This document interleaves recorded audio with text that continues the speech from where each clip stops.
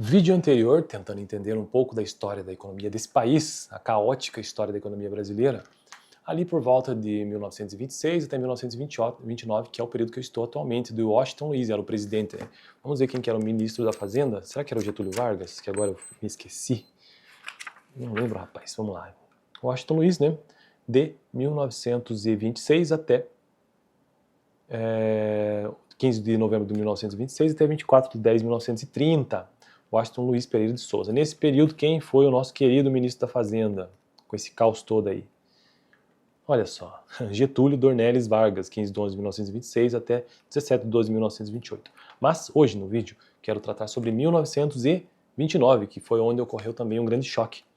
E o ilustríssimo ministro da Fazenda, Francisco Chaves de Oliveira Botelho, 1928 a 1930. Tá?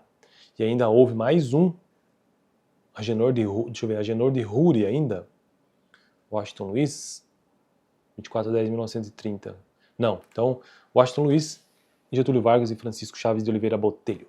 Vamos lá então para o texto de hoje, um brevíssimo parágrafo apenas para finalizar esse texto sobre o boom e a depressão após o retorno do padrão ouro, ou seja, entre 1930 e 1927 e 1930. O segundo e definitivo choque foi a progressiva deterioração das condições de crédito em Londres, porque tem toda essa questão externa que sempre influencia a economia brasileira, sempre influenciou, principalmente nesse momento, no terceiro trimestre de 1929, que bloqueou definitivamente a alternativa de obtenção de financiamento externo pelo Instituto do Futuro no Futuro Previsível.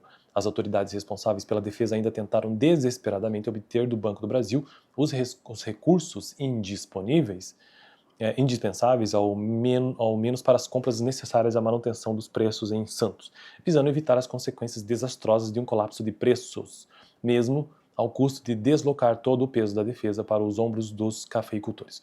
O governo federal, entretanto, já enfrentando o acirramento da campanha contra a Aliança Liberal, define como prioritária a manutenção da estabilidade cambial e a conclusão do programa de reforma monetária, permanecendo inarredável de sua dupla posição de recusar-se a autorizar o Banco do Brasil a prover os enormes requisitos de financiamento da defesa e recomendar o aumento das vendas. Em 11 de setembro, aliás, 11 de outubro, esgotam-se os recursos do Instituto e iniciam-se o colapso dos preços de café.